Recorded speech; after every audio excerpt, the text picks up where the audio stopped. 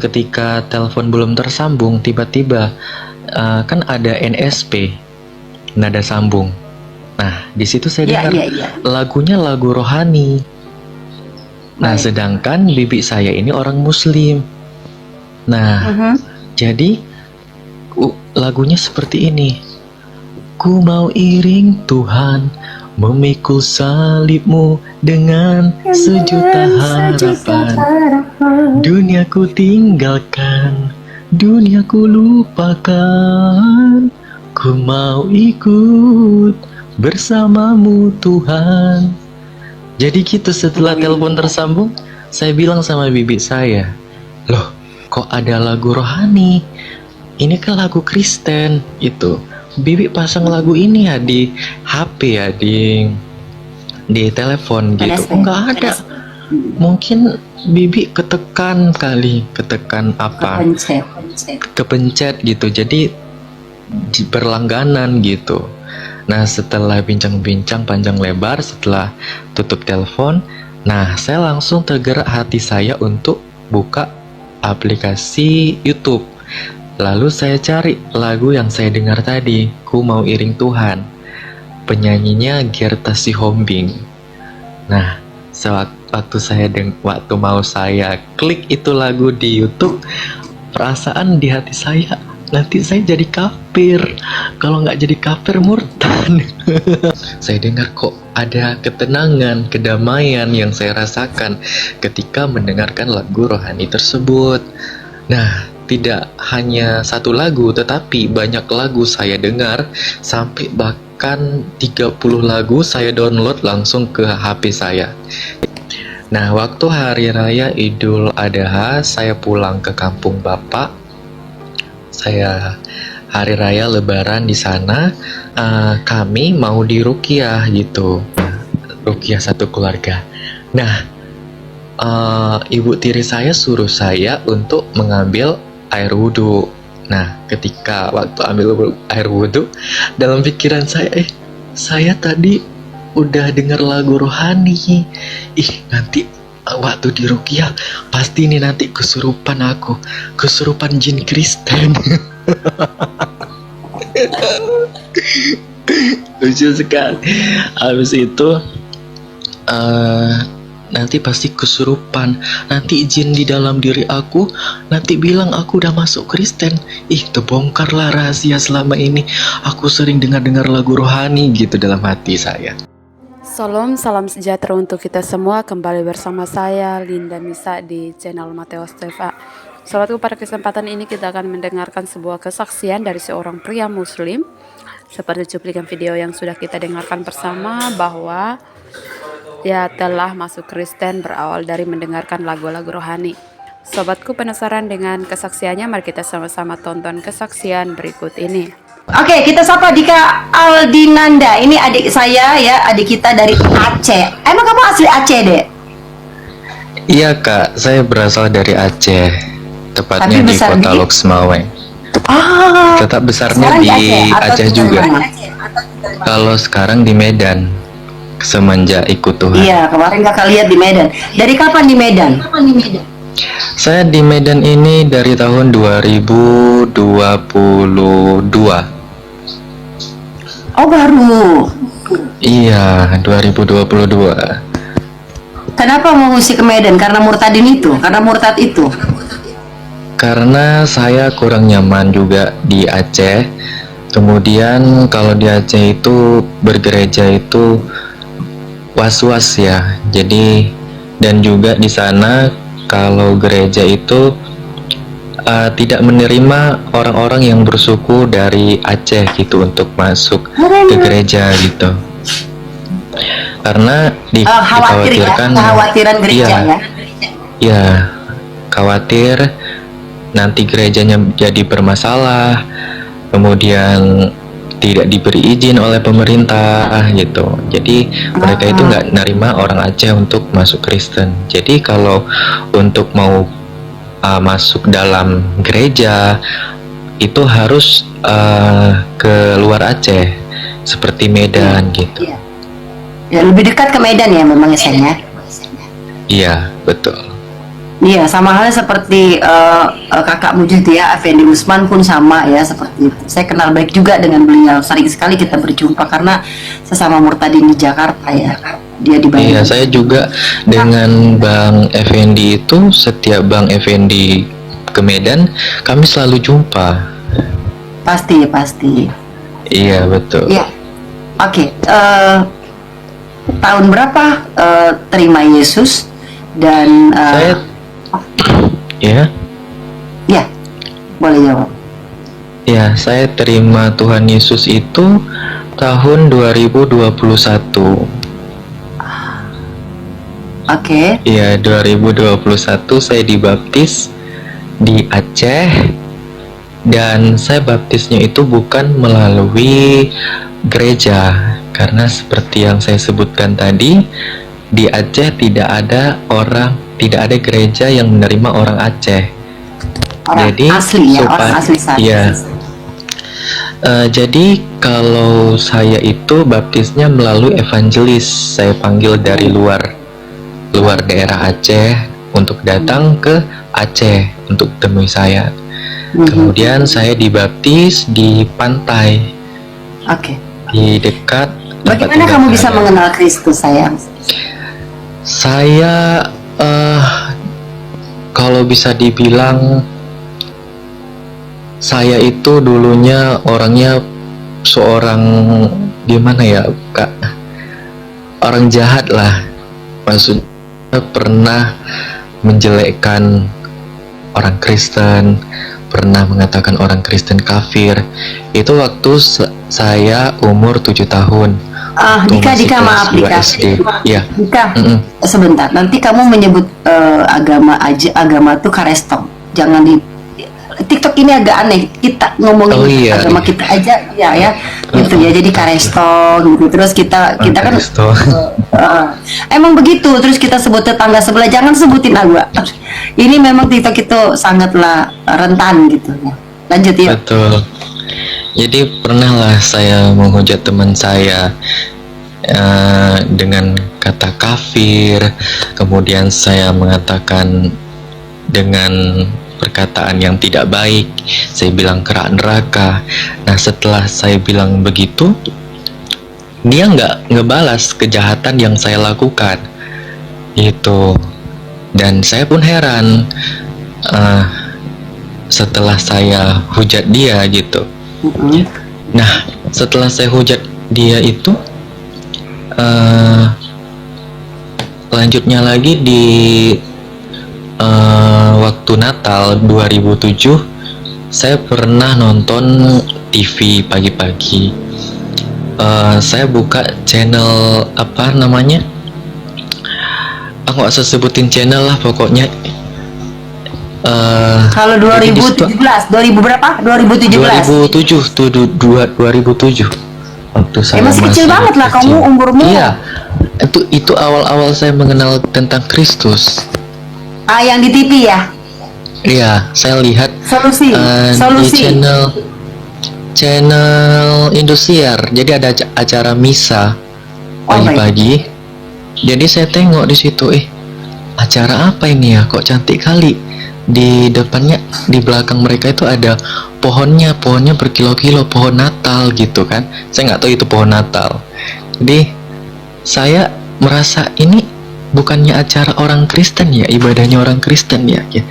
Kok cantik kali gitu perayaan ibadah mereka gitu. Nah, waktu kecil itu saya sempet ngikut-ngikutin buat pohon Natal gitu. Udah mulai dari situ, dari kecil. Kemudian kita lanjut ke usia yang kita bilang udah mulai beranjak dewasa lah. Tahun 2019 saya pernah telepon bibi saya, adik kandung dari ibu saya. Ketika telepon belum tersambung, tiba-tiba kan ada NSP, nada sambung. Nah, di situ saya dengar lagunya lagu rohani. Nah, sedangkan bibi saya ini orang Muslim. Nah, Jadi lagunya seperti ini. Ku mau iring Tuhan, memikul salibmu dengan sejuta harapan. Dunia ku tinggalkan, dunia ku lupakan. Ku mau ikut bersamamu Tuhan. Jadi kita setelah telepon tersambung, saya bilang sama bibi saya, loh kok ada lagu rohani? Ini kan lagu Kristen itu. Bibi pasang lagu ini ya di HP ya, di telepon gitu. Nggak ada. Mungkin bibi ketekan kali, ketekan apa? Kepencet gitu. Jadi berlangganan gitu. Nah setelah bincang-bincang panjang lebar, setelah tutup telepon, nah saya langsung tergerak hati saya untuk buka aplikasi YouTube. Lalu saya cari lagu yang saya dengar tadi, Ku Mau Iring Tuhan. Penyanyinya Gerta Sihombing. Nah, waktu mau saya klik itu lagu di YouTube, perasaan di hati saya, nanti saya jadi kafir. Kalau nggak jadi kafir murtad. Tapi saya memberanikan diri, kalau saya itu nggak jadi kafir gitu. Akhirnya saya buka itu lagunya di YouTube. Setelah itu saya dengar kok ada ketenangan, kedamaian yang saya rasakan ketika mendengarkan lagu rohani tersebut. Nah, tidak hanya satu lagu, tetapi banyak lagu saya dengar, sampai bahkan 30 lagu saya download langsung ke HP saya. Jadi saya dengar itu setiap hari, saya dengar dalam keseharian saya, entah itu saya kerja, selalu saya dengar gitu lagu rohani itu. Singkat ceritanya lagi, saya waktu itu tinggalnya di Lok Semawe. Habis itu orang tua saya sudah bercerai. Saya anak broken home, punya 3 bersaudara gitu, laki-laki semua. Jadi adik-adik saya ikut bapak saya gitu. Nah, waktu hari raya Idul Adha saya pulang ke kampung bapak. Saya hari raya Lebaran di sana. Kemudian ketika saya sampai, ibu tiri saya langsung menghampiri saya. Dia membawa ustadz ke rumah. Saya nggak tahu tujuannya apa. Setelah saya melihat, ternyata kami mau diruqyah gitu. Nah, kamu? Iya, saya juga termasuk orang yang mau diruqyah. Maksudnya dia kami ruqyah satu sekeluarga. Oh, Iya, baik. iya, ruqyah satu keluarga. Nah, ibu tiri saya suruh saya untuk mengambil air wudhu. Nah, ketika waktu ambil air wudhu, dalam pikiran saya tadi udah dengar lagu rohani. Nanti waktu di ruqyah pasti ini nanti kesurupan jin Kristen. Lucu sekali. Habis itu nanti pasti kesurupan, nanti jin di dalam diri aku nanti bilang aku udah masuk Kristen. Terbongkarlah rahasia selama ini aku sering dengar lagu rohani gitu dalam hati saya. Akhirnya udahlah, nggak usah dipikirkan kali. Setelah diruqyah selama 10 menit dibacakan doa-doa, ayat-ayat Quran, ya, nggak ada reaksi apa-apa, Kak. Tubuh saya nggak ada reaksi apa-apa. Yang saya menyangka bahwa saya akan kerasukan setan, nggak akan ada. Nggak terjadi apa-apa. Malah ibu tiri saya yang kerasukan setan, yang manggil ustadz tersebut. Itu keluarga posisi belum tahu kalau saya itu suka dengar lagu rohani, karena belum saya Kamu kan pakai di ini dong, media pakai sosial. headset dengernya kan? Iya, pakai headset gitu. Jadi singkat ceritanya lagi, di tahun 2020 saya pernah biasa dibilang saya ini anak gimana ya, anak manja lah. Anak manja maksudnya bukan anak manja gimana, soalnya saya dulu pernah kuliah, jadi saya kan nggak kerja, otomatis uang bulanan saya terima dari orang tua gitu. Jadi pernah kelaparan karena kehabisan uang gitu, gara-gara bayar suatu tagihan di rumahnya itu beda lagi dengan rumah orang tua. Jadi ketika kehabisan uang, waktu saya minta tolong sama bapak saya nggak menghiraukan saya, kemudian minta sama ibu kandung saya juga nggak menghiraukan saya gitu. Kemudian saya pernah nggak makan selama 2 hari, dan setelah 2 hari saya mengalami suatu hal seperti depresi gitu. Maksudnya kayak mau gila lah gitu, udah pikiran tuh kemana-mana karena nggak makan gitu. Jadi sempat saya ngomel-ngomel juga sama Allah, ya Allah ya Tuhanku, aku nggak makan-makan, kayaknya besok aku akan mati gitu. Kalau aku mati, aku masuk kemana ya Allah? Gak mungkin kan aku masuk surga, sedangkan aku aja suka tinggalin sholat, aku gak pandai ngaji, kalau ngaji pun harus kayak terbata-bata, kayak kambing lompat ke batu gitu, harus dieja. Jujur saya gak bisa baca Al-Quran, Kak. Kemudian saya merasa kalau saya itu berdosa, saya nggak layak untuk masuk ke dalam surga. Jadi saya bilang sama Allah, ya Allah ya Tuhanku, kalau aku besok mati, masukkanlah aku ke dalam neraka-Mu ya Allah, karena itu adalah tempat yang layak bagiku. Jadi saking pasrahnya gitu ngomong sama Allah. Lalu saya tidur. Nah, langsung saya mimpi gitu, mimpi bertemu Tuhan Yesus.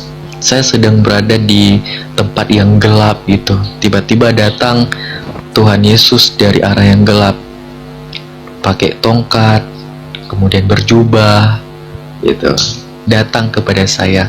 Dia tidak membawa pelita, tidak bawa penerang, tetapi seluruh tubuhnya sudah terang. Makanya di dalam Alkitab itu tertulis, akulah terang dunia. Ya, Matius 5 kan, ayat Kak? 5. Iya. Betul. Itu sesuai dengan ayat Alkitab gitu, akulah terang dunia. Jadi setelah itu saya dibawa ke sebuah taman yang sangat indah. Di situ seperti penggambarannya kayak surga. Nah, saya melihat di situ, indah kali taman ini, tapi kok sunyi ya, nggak ada orang gitu. Kok nggak ada kehidupan gitu, sunyi. Jadi saya berjalan-jalan sama Tuhan Yesus di taman itu.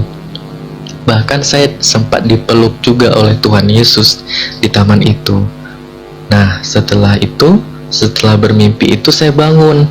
Saya lihat jam di HP saya sudah menunjukkan pukul jam 5 sore. Lah, saya tadi malam tidurnya jam 1 malam gitu, kok bangunnya jam 5 sore. Lama sekali saya tertidur, padahal jumpa dengan Tuhan Yesus gak sampai setengah jam gitu. Jadi setelah saya mimpi itu, saya kaget, loh saya tadi mintanya sama Allah untuk dimasukkan ke neraka, kok aku diajak sama Tuhan Yesus ya gitu. Habis itu bingung saya buat Instagram story, lalu bertanya, saya seorang muslim, kenapa saya bisa berjumpa dengan Tuhan Yesus gitu. Banyak sekali orang yang menghujat saya, dikatain saya kafir, dikatain saya murtad, padahal saya cuma tanya ke mereka. Dan juga ada beberapa orang dari Kristen bilang, kami yang dari lahir saja belum pernah berjumpa dengan Tuhan Yesus. Kamu itu beruntung kamu bisa jumpa mimpi berjumpa dengan Tuhan Yesus gitu. Karena banyak yang ngehujat saya, akhirnya postingan itu saya hapus. Malam-malamnya tiba-tiba ibu saya telepon, ibu kandung saya, ngancam-ngancam saya mau dibunuh, mau dipenggal lehernya, mau jumpa dengan saya. Diancam-ancam karena dikiranya saya benar-benar sudah jadi seorang Kristen gitu. Besok sorenya diteleponlah saya sama bapak saya. Bapak saya tanya ke saya tentang perihal postingan yang saya unggah kemarin gitu. Lalu Jadi heboh saya ya? bilang, Jadi heboh iya se-Aceh jadi ya? heboh. Itulah mula-mula awal-awal orang tua saya mulai tahu saya itu udah mulai keluar dari akidah Islam gitu. Nah, jadi udah heboh lah keluarga bapak saya sampai Sebentar deh, mereka iya, sebentar dipotong sebentar. Lanjut, akhirnya karena kamu Akhirnya- sudah bikin heboh sejagat raya ya, sejagat Aceh gitu ya. iya, Karena sejagat pada saat itu keluarga kamu dulu. bingung mau menanya sama siapa ya, Dek ya? Iya, pada saat karena itu saya kan kamu penasaran. milenial dong, main Facebook gitu.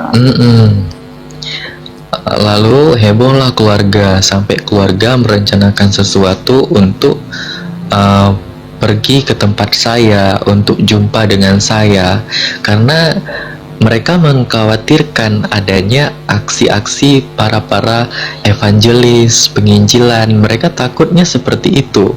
Padahal saya cuma tanya, saya itu bermimpi. Saya cuma cari tahu gitu. Jadi saya disuruh diam sama keluarga, nggak boleh posting-posting tentang Yesus. Ya sudah, saya diam. 2 minggu saya diam, saya mimpi lagi. Mimpinya itu tentang saya berada di sebuah kota. Di kota itu ada suatu pemerintahan. Nah, pemerintahan itu suruh orang-orangnya itu memakai kode-kode angka di tangan kanan gitu, di tangan kanan sama di dahi. Nah, saya tidak mau memakai kode-kode itu. Katanya kalau tidak memakai kode itu mereka itu hidupnya bakalan susah. Itu kayak penggambaran kitab Wahyu, Kak, tentang simbol 66. Nah, itu saya mimpi. Jadi mimpinya menakutkan sekali, tentang dipaksa harus pakai tanda itu. Nah, setelah mimpi itu saya kan ketakutan nih. Ketakutan, bangun tengah malam, mau tidur lagi nggak bisa gitu. Akhirnya terjaga sampai pagi. Habis itu waktu mau malamnya saya berdoa dulu nih sebelum tidur. Mungkin saya nggak baca doa, mungkin makanya bisa mimpi buruk. Nah, waktu saya baca doa Bismika Allahumma ahya wa bismika amut, ternyata terulang lagi mimpinya gitu. Jadi besoknya lagi saya doanya itu Bismika Allahumma ahya wa bismika amut. Nah, tapi saya campurin dalam nama Bapa, Yesus Kristus dan Roh Kudus. Saya campurin itu, pokoknya saya sebut nama Tuhan Yesus. Tuhan Yesus, aku percaya kepadamu ya Tuhan. Engkau bisa membuat aku tertidur nyenyak. Aku tidak lagi mengalami mimpi buruk. Aku percaya ya Tuhan gitu. Saya sebut itu Tuhan Yesus langsung. Karena sebelum saya berdoa itu, saya cari dulu cara berdoa orang Kristen di YouTube. Iya. Tahun berapa itu? Tahun berapa? Itu tahun 2021. Oh, itu Januari. udah banyak sekali sayang. 2021 kekristenan Murtadin sudah banyak bersaksi, termasuk saya 2021. Kamu kan lagi nganggur ya, lebih banyak di Iya. rumah main HP karena kan COVID. Iya betul, COVID, betul Ah. betul. Habis Inilah itu termasuk saya jaringan cari ini. tahu. Ini termasuk petobat terima Yesus lewat jalur COVID, teman-teman. Iya. Oke, kemudian setelah itu saya udah berdoa itu saya tidur, nggak ada mimpi buruk sama sekali. Nah di situ saya kaget, loh Marah. benar-benar berkuasa ya nama Yesus ini gitu. Mulai bertanya-tanya lagi nih, cari-cari tahu tentang Yesus. Saya tanya, saya cari-cari di artikel di Google gitu, saya cari semua tentang Yesus gitu. Kenapa nama Yesus itu berkuasa gitu. Nah 2 minggu kemudian lagi saya mimpi lagi. Saya melihat orang-orang banyak yang disiksa karena dia percaya kepada Tuhan Yesus, dan dia disiksa karena tidak mau mengikuti seorang Yesus yang palsu gitu. Nah, saya melihat banyak sekali orang Kristen yang murtad dari kekristenan, memilih jalan pintas, yaitu mengikuti Yesus yang palsu, antikris gitu. Nah, tiba-tiba di saat orang Kristen lagi disiksa, tiba-tiba awan itu menjadi gelap. Lalu saya melihat Tuhan Yesus itu turun dari balik awan-awan itu, lalu mengangkat orang-orang yang percaya kepadanya gitu, terangkat ke langit gitu. Sementara orang-orang yang tidak percaya itu tinggal di bumi. Nah, makin penasaran lagi lah saya dengan Yesus karena mimpi itu. Habis itu saya cari-cari di YouTube, kenapa seorang Muslim bisa bermimpi Tuhan Yesus. Saya banyak cari-cari semua video-video orang gitu. Adakah orang yang sama seperti saya? Ternyata banyak. Ternyata waktu itu lagi heboh-hebohnya kasus murtadin juga dari Aceh, Langsa, namanya Cut Fitri. Mungkin kakak udah pernah dengar atau gimana? Cut Fitri. Enggak, belum. Jadi Yang sama lagi Fendi heboh-hebohnya. ya? Sama Fendi ya? Pernah sama Fendi ya? Iya, pernah sama Bang Fendi. Tapi aku nggak pernah dengar kesaksiannya Ya, dia. jadi- Aku nggak pernah bersaksi di YouTube kan? Pernah berkesaksian di YouTube. Dia pernah dia masuk Kristen karena mimpi juga, tetapi dia diviralkan oleh keluarganya. Keluarganya datang ke Medan, disuruh balik ke Islam lagi, ke agamanya dulu lagi gitu. Jadi dia juga punya anaknya diambil oleh keluarganya sendiri. Anaknya ditarik kembali ke Aceh gitu. Jadi ada beritanya lagi heboh-hebohnya itu. Jadi masa-masa Covid itu saya lihat banyak orang yang berkesaksian tentang perjumpaan dengan Tuhan Yesus. Saya melihat banyak sekali postingan-postingan seperti itu. Lalu saya tiba-tiba membuka channel namanya Jawaban Channel. Nah, di Jawaban itu di situ ada nomor telepon semacam konseling gitu. Lalu saya catat Aku nomor tahu itu. Cik Fitri itu dari ini Effendi Usman waktu itu. Aku ingat Bang Fendi lagi di Aceh. Lalu beliau lagi bersama Cut Fitri dan dia teleponan sama saya, lalu kenalin sister ini, kenalin Cut Fitri gitu. Ada pernah kenal kita. Oh, ada, ya. Lanjut. Jadi setelah saya catat nomor-nomor konseling dari channel Jawaban, lalu saya simpan di HP, lalu saya WA kan mereka, saya berkesaksian, saya menanya kenapa saya bisa berjumpa dengan Tuhan Yesus gitu. Dan ini pun berturut-turut, semakin saya lupakan semakin dia datang gitu. Nah, itu yang menjadi pertanyaan saya, dan mereka menjelaskan, kamu itu adalah orang terpilih, bukan kamu yang memilih Yesus, tetapi Yesus sendiri yang memilih kamu. Seperti itu. Dan singkat cerita, setelah mereka kasih jawabannya, mereka bilang gini sebelum tutup, nah, maukah saudara Dika ikut mengenal dan belajar tentang Tuhan Yesus lebih dalam lagi gitu. Saya bilang langsung mau. Itu ditanyanya bukan sekali, tapi 7 kali. 7 kali saya jawab iya, mau gitu. Akhirnya saya dituntun berdoa untuk mau ikut Yesus gitu. Kemudian setelah tutup telepon, saya bilang, ternyata sih udah masuk Kristen ya gitu dalam hati saya.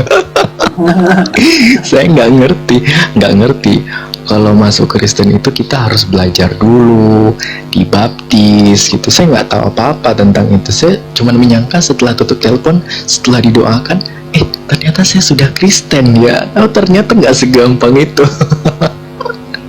Ternyata tidak sesulit itu. Tidak sesulit itu. Berarti dong. Gimana? Maksudnya kan tadi kamu bilang, ternyata tiba-tiba sudah jadi orang Kristen. Ternyata kan tidak sesulit itu kan. Harusnya kan kamu berpikir berarti harusnya saya belajar dulu, ini dulu gitu kan. Enggak, karena gini, maksud saya kalau di agama saya yang dulu kan cukup mengucapkan 2 kalimat itu kan langsung masuk itu. Okay. Nah, kalau di Kristen itu kan harus ada banyak proses-prosesnya lagi, belajar, pengenalan, baru baptis gitu. Nah, kemudian saya dijadikan pembimbing dari Yayasan Cahaya Bagi Negeri. Dari situ melalui CBN, kemudian dapatlah pembina rohani di wilayah Aceh. Nggak perlu saya sebutkan kotanya di mana karena rahasia. Jadi akhirnya kontak-kontakanlah kami gitu dengan saya dengan evangelis ini gitu. Habis itu sharing-sharing tentang firman Tuhan, belajar tentang Alkitab. Nah, 3 bulan kira-kira ada saya belajar, tiba-tiba saya tergerak hati, saya mau dibaptis. Tapi pembina saya bilang, nantilah Dika, di Medan aja gitu. Di Medan aja nanti, kalau keluar ke Medan baru kita baptis di Dika ini. Enggak lah Pak, saya mau dibaptis sekarang juga gitu. Kayak menggebu-gebu cinta mula-mula gitu untuk ikut Tuhan waktu itu. 2021 saya dibaptis tanggal 28 April 2021 di Aceh. Ya, jadi setelah saya dibaptis, sudah menerima Tuhan Yesus. Nah, disitulah saya mulai mendapatkan, kita lebih bilang, banyak lagi pikul salib. Masalah pikul salib namanya ya. Iya, banyak sekali ujian yang saya terima, banyak kali. Mulai dari saya melamar pekerjaan, kesana kemari ditolak, nggak tahu kenapa, padahal saya buat identitas saya sebagai Muslim tapi ditolak. Saat waktu saya melamar ke Medan pekerjaan, malah saya diterima gitu. Jadi Tuhan itu seperti membuka jalan untuk saya itu keluar dari Aceh gitu. Jadi makanya saya bisa tinggal di Medan karena pekerjaan gitu. Setiap saya melamar pekerjaan di Aceh selalu saya ditolak gitu. Nah, singkat ceritanya lagi, saya bekerja di suatu restoran di kota Medan. Daerahnya nggak usah saya sebutkan. Kemudian selama 8 bulan orang tua saya yang di Aceh, bapak saya telepon, Dika, ini kita ada acara di Aceh, ada acara sunatan adik gitu, nanti Dika hadir ya di acara sunatan ini gitu, kita rame-rame foto bareng, kita buat acaranya besar-besaran, Dika harus pulang ya. Jadi terdengar ucapan bapak saya kan, kalau saya tolak rasanya nggak enak gitu. Jadi saya pulanglah ke Aceh gitu. Singkat ceritanya, setelah saya sampai di kampung bapak saya tiba-tiba diinterogasi oleh keluarga bapak saya. Mereka tanya tentang keimanan saya, karena mereka bilang, banyak dari orang-orang tanya ke kami tentang keimananmu. Jadi supaya tidak ada fitnah, kami mau tanya tentang keimananmu. Sebenarnya kamu itu udah Kristen kan, gitu. Keluarga bapak saya nggak mau jawab, tapi berkali-kali mereka meyakinkan mereka nggak akan marah, gitu. Akhirnya saya ngaku bahwasanya saya sudah pindah ke Kristen. Mereka sampai menanyakan dari gereja mana, siapa yang membaptis kamu, gitu. Nggak saya sebutkan, gitu. Siapa yang membaptis nggak saya sebutkan karena rahasia, gitu ya. Jadi mereka nggak terima atas pernyataan yang saya ucapkan. Akhirnya saya di situ udah mulai panik. Saya udah berusaha untuk gimana ya, saya udah mulai dijebak ini. Ternyata saya dijebak pulang ke Aceh bukannya untuk merayakan acara keluarga, malah saya dijebak, gitu. Nggak boleh balik ke Medan, gitu. Akhirnya saya kabur dari Aceh itu. Tapi yang bodohnya, saya itu kaburnya siang-siang, malah ketahuan sama orang. Saat itu usia kamu berapa, sayang? 2023, berarti 23 tahun. Wah, iya, masih muda ya. Lanjut. Iya, jadi waktu saya kabur, udah sampai ke terminal, dikejar sama keluarga saya pakai mobil, lalu saya diseret, disergap, kedua tangan saya dipegang, lalu saya disuruh masuk ke dalam mobil, dibawa pulang lagi ke rumah, ke rumah bapak saya. Dan di situ saya dipukul, ditonjok, dilempari kursi sampai lutut saya memar, gitu. Tapi saya nggak balas. Mereka aniaya saya. Saya cuma diam aja, gitu. Lalu mereka dari keluarga memanggil 3 ustadz ke rumah. Langsung memanggil 3 ustadz ke rumah untuk saya itu dimualafkan lagi lah, gitu, diislamkan lagi. Jadi setelah dibawa ustadz ke rumah, ustadz itu menjelek-jelekkan tentang kekristenan, tentang Yesus Kristus, gitu. Dan saya nggak terlalu memikirkan kali, cuman diam aja, gitu. Dan kemudian saya ditanya, kenapa kamu nggak mau balik lagi? Ada loh yang nggak membuat saya balik lagi. Ada satu ayat di dalam Al-Quran, di Maryam 71, saya tunjukkan ke mereka, dan mereka ketakutan ketika membaca ayat itu. Iya, ketakutan membaca ayat itu dan terdiam sejenak, lalu membacakan ayat yang selanjutnya, Maryam 72, gitu. Jadi kan di situ ada tertulis, tidak ada seorang pun yang tidak mendatanginya dalam kurung neraka. Hal tersebut merupakan sebuah ketentuan yang sudah ditetapkan. Nah, itu yang membuat saya itu nggak mau balik lagi ke agama saya yang dulu. Saya bilang sama ustadz itu. Jadi ustadz itu bilang ke orang tua saya, Pak, Bu, anak bapak udah diambil hidayahnya sama Allah. Jadi kami pun nggak bisa maksa anak bapak untuk kembali lagi ke Islam, gitu. Jadi gimana solusinya, Pak Ustadz? Kalau itu saya nggak tahu, Ibu, gitu. Kemudian singkat ceritanya lagi, ibu tiri saya tidak berhenti di situ. Ibu tiri saya berusaha untuk memualafkan saya, untuk mengislamkan saya. Saya dibawa ke pesantren, Mengapa sih? pesantren yang jauh dari rumah orang tua saya. Hmm. Kemudian sesampai di pesantren, saya diruqyah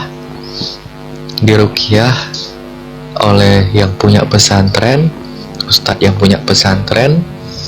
Lalu nggak ada reaksi apa-apa. Setelah 30 menit dibacakan, nggak ada reaksi apa-apa. Sampai ustadz itu pegang-pegang kepala saya, digini-ginikan, ditepuk-tepuk dada saya. Nggak ada reaksi apa-apa gitu. Sampai ustadznya bingung, "Pak, Bu, ada urusan apa ya datang kemari?" Gitu. "Ini Pak Ustadz, anak saya katanya dia Kristen, udah masuk Kristen, tapi kami nggak percaya Pak Ustadz, makanya kami ajak dia datang kemari untuk diruqyah Pak Ustadz, biar keluar setan-setannya di dalam dirinya Pak Ustadz." Gitu. Jadi Ustadz itu langsung bilang ke saya, "Kenapa kamu masuk Kristen?" Saya berkesaksian pula di situ. Saya berkesaksian, saya mimpi jumpa Tuhan Yesus. Saya dibawa ke surga. Lalu saya juga mimpi Tuhan Yesus itu turun dari langit, jemput orang-orang yang percaya kepadanya gitu. Jadi Pak Ustadz itu langsung potong pembicaraan saya. "Pak, Bu, anak Bapak halusinasi. Jadi gimana solusinya Pak Ustadz?" Gitu. "Pulangkan aja ke rumah." Nggak ditahan saya di pesantren. Ustadz itu takut kalau saya itu ditahan di pesantren itu. Nanti Jadi saya kau tebarkan virus jatuhnya. Iya betul, iya betul.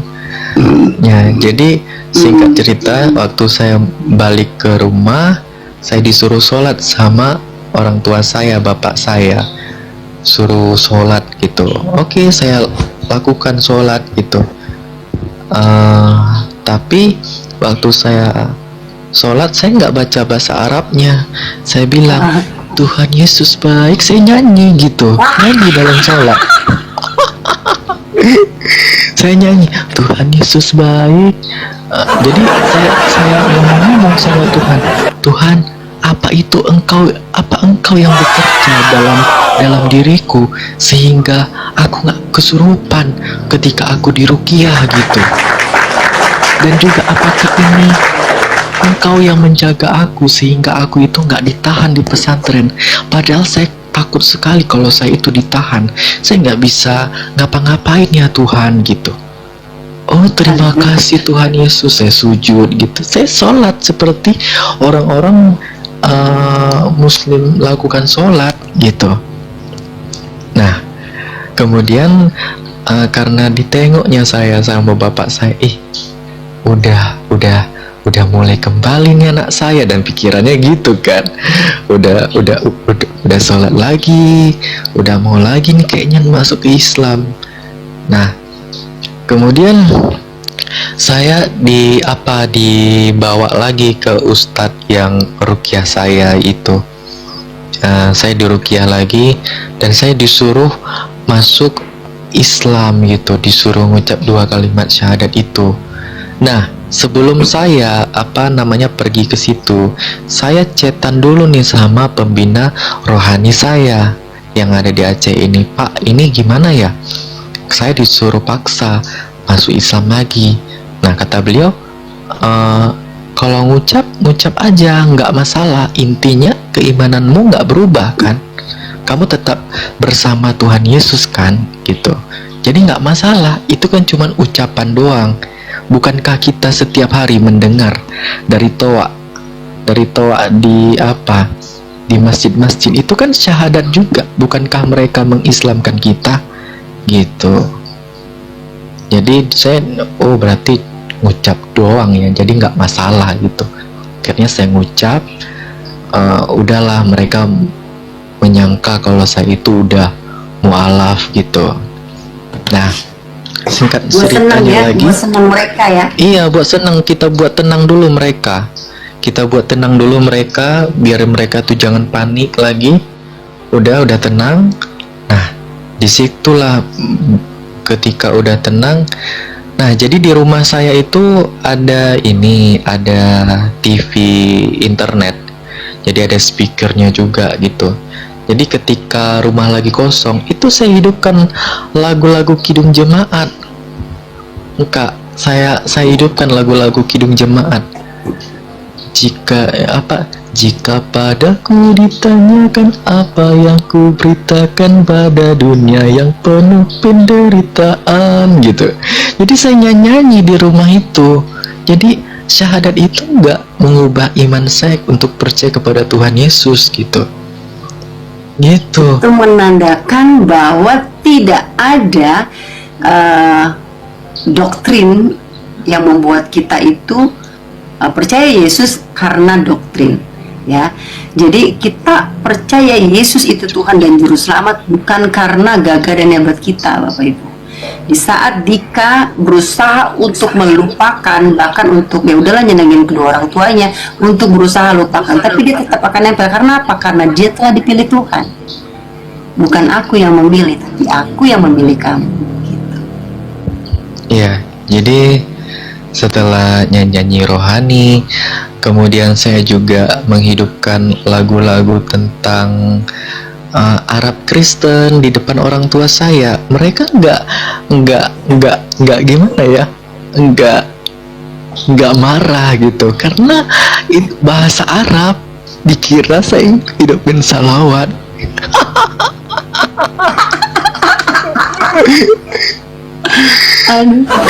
Dikira saya hidupin salawat. Tap gitu dong lagunya ya. Enggak juga sih, enggak gitu. Enggak bercanda. Pokoknya lagu-lagu Arab. Ya, Iya. lagu ini ya, lagu pujian Arab ya. Iya. Nah, orang tua saya kira, oh, anak ini udah mulai dia udah mulai hidupkan salawat, udah tenang hatinya gitu. Padahal itu lagu Kristen rohani Arab. Jadi selama saya di Aceh juga, saya juga punya adik yang bungsu. Adik saya itu waktu buka YouTube di TV, saya bukanya buka apa sih namanya, channel YouTube namanya Superbook. Itu Superbook, lalu nonton. Kan ada itu kisah Adam dan Hawa itu tentang Yunus. Jadi setelah saya buka itu, adik saya nonton, kayaknya nih bagus ya, karena adik saya kan masih kelas 6 SD. Jadi kayak tontonan Superbook itu dia pasti suka, karena sesuai dengan usianya. Jadi adik saya nonton Superbook itu mulai dari Adam, tapi Idrisnya nggak ada ya. Dia capek cari di YouTube, nggak ada Superbook yang versi Idris gitu. Idris itu mana ya? Yang Idris, Nabi Idris katanya. Kalau kita kan Henok kan? Ya. Henok, iya. Ini Idris, Nabi Idris nggak ada yang munculnya Superbook. Dia bingung gitu. Sementara Adam, versi Adam ada, versi Yunus ada, Musa ada, sampai Yesus pun dia tonton gitu. Dan dia pun sangat suka dengan tayangan Superbook itu. Jadi selama di Aceh juga, selain Superbook, saya juga kasih adik saya itu tentang Alkitab. Saya sempat kasih tunjuk ke adik saya, "Dik, yuk kita ke kamar dulu yuk. Kita mau baca, ada buku nih. Bukunya bagus, bukan Alkitab fisik tapi Alkitab aplikasi." Saya bilang, "Ini ada cerita-cerita Nabi Adam. Yuk kita baca yuk." Sebelum Nabi Adam, ini ada cerita tentang Allah itu menciptakan langit dan bumi. Jadi di situ saya kasih tunjuk ke adik saya Alkitab. Dan saya juga nggak bilang ke adik saya ini kitab orang Kristen. Saya bilang ini cerita penciptaan gitu. Jadi di situ saya tanamkan ayat-ayat Alkitab juga ke adik saya, agar dia juga nanti suatu saat pasti mencari apa yang pernah dia bacakan gitu. Jadi singkat ceritanya, selama di Aceh juga saya pernah waktu hari Minggu ke gereja tanpa diketahui oleh kedua orang tua saya. Masuk saya ke gereja di daerah Melabuh, dan Itu orang yang kamu tadi cerita ya, mulai masuk ke gereja. iya, saya masuk ke gereja di daerah Melabuh. Kemudian orang di sana, orang-orang Kristen sana terkejut karena dia melihat ini kayak asing ya wajahnya gitu, nggak apa namanya, kayak baru pertama kali dia datang gitu. Sampai ditanyanya marga apa, karena kan orang-orang Kristen yang ada di Aceh itu rata-rata orang luar, bukan orang Acehnya Kak. Jadi orang-orang Batak gitu, yang beribadah gitu. Jadi pada tanya-tanyain marga, saya bilang saya orang Aceh, baru percaya Yesus. Saya baru masuk Kristen, saya bilang. Terkejut orang itu semuanya, kayak nggak menyangka gitu, sampai minta nomor WA untuk sharing-sharing gitu. Jadi singkat ceritanya lagi nih, kita singkat-singkat aja. Memang kalau diceritakan lebih panjang lagi mungkin makin lama ya. Iya, kita kasih season 1 aja sayang. Kita kasih season 1. Besok kan kakak nggak ada pelayanan pagi. Kamu pagi kerja ya? Pagi kerja, malam baru bisa. Oh ya, oke. Kita ketemu lagi malam biar makin penasaran teman-teman ya. Makin kepanasan juga ya teman-teman. Kamu kerja dari pagi ya sampai sore ya. Nanti kakak DM ya sayangnya. Iya boleh. Oke. Jadi sampai di mana tadi Dika sudah mulai memberanikan diri ke gereja ya, dan akhirnya membuat heboh semakin heboh. Itulah pilihan Kristen ya, pilihan Yesus. Jadi pada saat orang yang dulunya tidak percaya Yesus lantas menjadi pengikut Yesus, bukan karena kita berpindah agama ya. Jadi kalau saya katakan semakin saya mengenal Yesus, saya merasa berpikir, oh ternyata saya tuh nggak pindah Tuhan loh. Saya justru mengenal Tuhan aja yang benar gitu. Dan saya tidak memindahkan agama karena Yesus tidak membawa agama Kristen.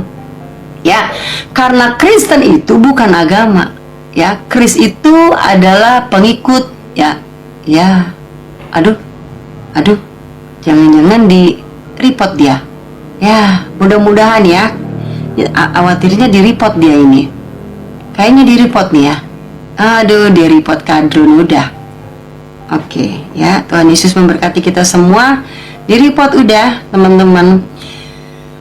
Ya, memang pada di sini tuh antik dan unik ya. Kayaknya di report, nggak mungkin dia tiba-tiba turun, teman-teman. Jadi ya Bapak Ibu Saudara terkasih ya, kenapa di dalam kesaksian kami orang-orang percaya ya, seperti Anda tuh mendengar dongeng, bukan. Kami diperintahkan untuk menyaksikan kebaikan Tuhan itu secara gamblang dan secara jujur. Even itu adalah seperti membuka aib ya. Ya betul, itu adalah aib yang kita telan, yang kita bawa, yang kita pakai, yang kita jalani ya, yang harusnya tidak boleh diumbar. Tetapi itu adalah pekerjaan iblis. Itu adalah pekerjaan iblis yang memakai tubuh kita untuk tidak kudus di hadapan Tuhan. Sehingga pada saat kita kembali kepada awal ya, back to basic, bahwa kita mengenal Tuhan yang benar, Yesus itu turun ke muka bumi ini untuk menyelamatkan semua manusia, Bapak Ibu. Bukan menyelamatkan orang-orang Kristen, bukan ya. Jadi Kristen bukan agama, tetapi Kristen adalah pengikut Yesus. Mengapa menjadi agama? Karena dunia membutuhkan title. Ya, jadi Kristen memang bukan agama. Kristen bukan agama yang gedebuk dari langit lalu Yesus membawa-bawa Injil, bukan. Ya, Injil itu adalah Yesus itu sendiri. Dialah Injil itu sendiri. Akulah jalan, kebenaran, dan jalan kehidupan, itu yang Yesus katakan. Yesus katakan demikian. Ya, nanti kita berhubung lagi dengan Dika bisa masuk lagi gak? Semoga itu dia, kalau dia bisa masuk lagi berarti dia kena report. Tapi kalau dia nggak masuk mungkin sinyalnya kurang bagus. Ya, bisa akun baru ya. Kita besok kita balik ke Dika untuk di season kedua ya. Waktu saya bersaksi tahun 2021 aja itu seasonnya sampai 3, saudaraku ya. Bagaimana kita menyaksikan kebaikan Tuhan, dimana dimulai dari siapa kita ya, lalu akhirnya kenapa kalau orang Kristen itu bertele-tele, bukan bertele-tele, tapi kita mau ceritakan biar lengkap, nggak tiba-tiba ujuk-ujuk kejebret gitu ya, mengaku ini gitu, enggak. Oke. Nah, perbedaannya adalah pada saat kita menjadi Kristus, pengikut Kristus, kita dipilih Tuhan. Seberapa kencang kita berlari menghindari Kristus, ya, segitu kencangnya juga Yesus ada di hadapan kita. Jadi sama seperti saya, Bapak Ibu Saudara, saya udah merasakan mujizat Tuhan Yesus luar biasa bahkan sebelum saya mempercayai Yesus, menerima Yesus. Tapi bagaimana saya juga begitu kencang untuk tidak mau mengaku kepada dunia bahwa Dia adalah Tuhan dan Juru Selamat saya. Tapi pada saat saya berlari kencang sekencang-kencangnya untuk tidak mau dibilang murtad, segitu kencangnya juga Yesus ada di depan saya. Dan Yesus cuma bilang, kamu adalah umat pilihanku, kamu adalah biji mataku, kamu adalah anakku. Nah, pada saat Yesus demikian, tidak ada yang bisa lawan. Sebesar apapun kita tutup ya, pada saat Tuhan mau buka, terbukalah. Jadi kalau mungkin kalian dengarkan bagaimana orang bersaksi, semua garis merahnya sama pada saat mereka berusaha untuk berlari meninggalkan Yesus. Maksudnya nggak mau lah gitu. Tapi bagaimana Yesus juga begitu kencang untuk membawa kita ke jalan kebenaran. Teman-teman yang terkasih, sudah 12:30, saya harus bangun lagi jam 4 subuh untuk doa seperti biasa. Jangan lupa ya, seperti yang saya katakan berkali-kali, Tuhan butuh kita, bukan butuh ya, Tuhan mau kita. Dengar ya, kita Tuhan yang butuh, Tuhan tuh kita ya. Tuhan mau kita duduk erat di kakinya ya, bermazmur dalam namanya, memuji Dia setiap hari ya. Ambil waktu, nggak usah lama-lama, 5 menit, 10 menit bergelayutan di hadapan Tuhan ya, bermanja dengan Tuhan. Tuhan Yesus memberkati semuanya pada malam hari ini. Kita tutup dengan firman malam hari ini. Haleluya. Dika, udah malam ya? Dika masuk lagi kah? Mana Dika? Dika, besok lagi, tapi kamu di report gak? Mana Dika? Dika di report gak? Halo, Enggak, ntar dulu, mana Dikanya? Dika, naik dulu, pamit kalau masih bisa. Oh, nggak di report, puji Tuhan, nggak di report. Kamu naik dulu, kamu pamit, nanti kita katakan buat besok ya. Puji Tuhan, tidak di report. Kenapa sayang? Oh, sinyalnya ya, haleluya ya.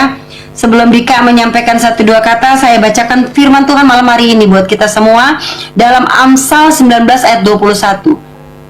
Dengar ya teman-teman ya, nanti diremakan mau tidur. Amsal 19 ayat 21 teman-teman ya. Nanti oke, sebentar ya sayang, kakak baca firman dulu ya sayangnya. Amsal 19 ayat 21. Banyaklah rancangan di hati manusia, tetapi keputusan Tuhanlah yang terlaksana. Jadi manusia banyak merancangkan rancangan-rancangan apa kata kita, rancangan-rancangan yang menurut kita baik, tapi tetap saja Tuhan berkata, keputusan akulah yang akan terlaksana. Bagaimana tadi Dika berencana secara gigih, otak manusianya nggak maulah. Ya, berusaha untuk udahlah cukup aja aku aja. Tapi pada saat Tuhan mempunyai keputusan, maka keputusan Tuhanlah yang pasti akan menjadi pemenangnya. Oke Dika, kamu buka lagi, kasih salam dan kasih teman-teman, kasih kabar bahwa besok kita akan ketemu lagi. Oke teman-teman semuanya yang bergabung di live-nya Kak Lucy. Besok kita akan live bareng lagi. Kita akan lanjutkan kesaksian lagi, karena kalau kita lanjutkan kesaksiannya mungkin waktunya Udah malam, tidak cukup sayang. ya. Udah malam ya, Kakak juga udah harus pagi. tidur, kamu tidur juga kan besok kerja. Iya betul, karena kita besok kerja.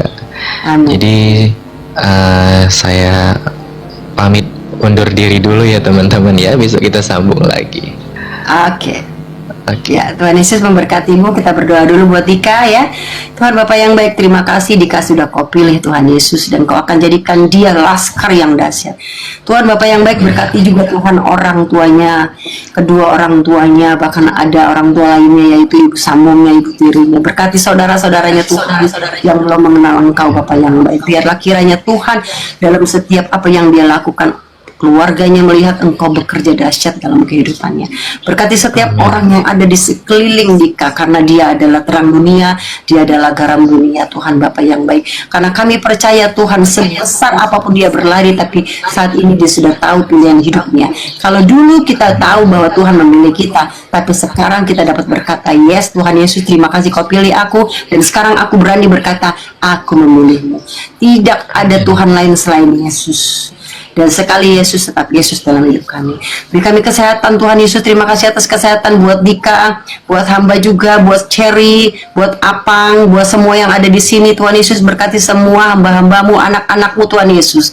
Berkati juga saudara-saudaraku yang menghujat, yang menghina, bahkan tidak terima atas kesaksian ini. Buka hatinya Tuhan Yesus. Kami percaya semakin banyak dia menghujat, semakin banyak kau bekerja dalam kehidupan setiap orang-orang yang tidak mengenal Engkau. Akhirnya Bapak yang baik, terima kasih atas firman-Mu di malam hari ini Amsal 19 ayat 21. Kami percaya sebesar apapun rancangan-rancangan manusia untuk menggagalkan rencana-Mu Tuhan, tapi kami percaya rancangan-Mu yang akan terlaksana. Di dalam nama Yesus kami tutup bungkus kehidupan kami, tidur kami malam hari ini dalam nama Yesus dengan bilur-bilur. Haleluya. Amin. Haleluya. Amin. Amin. Amin. Puji nama Tuhan, demikianlah video kesaksian yang sudah kita dengarkan bersama. Tuhan Yesus memberkati, dan Tuhan Yesus juga memberkati Ibu Lucy Daiva agar ia selalu bersemangat dalam menyampaikan akan Injil kebenaran. Sahabatku, puji Tuhan, akhir-akhir ini banyak jiwa yang diselamatkan oleh Tuhan. Kita doakan agar teman-teman kita yang selalu bersaksi melalui media sosial kiranya diberkati oleh Tuhan, dan semakin banyak jiwa yang selalu diselamatkan oleh Tuhan. Terima kasih juga buat semuanya yang sudah setia dukung dan juga support channel ini. Tuhan Yesus memberkati kita semua, dan salam, sampai jumpa.